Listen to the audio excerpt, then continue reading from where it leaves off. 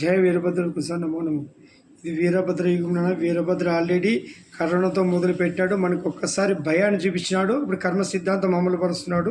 రాబోయే రోజుల్లో వీరభద్ర వీరభోగ వసంతరాలు వచ్చి దిశానిర్దేశం దేశాన్ని ఎట్లా పాలిస్తాడో చూస్తారు.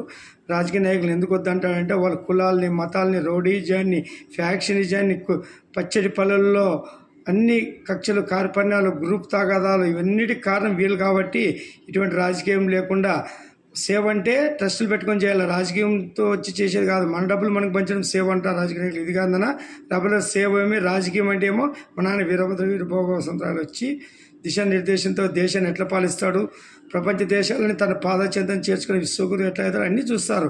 ఋషికొండలు మా నాయన ఏర్పరచుకునింది అన్నారు. శివుడు ఆజ్ఞలేనిది ఏది జరగదు. ఆ జగన్ను మా నాయనకి రెడీ చేసి పెట్టాడు. అది ఇప్పుడుండే రాజకీయ నాయకుడు ఎవరు వాడుకోకూడదు.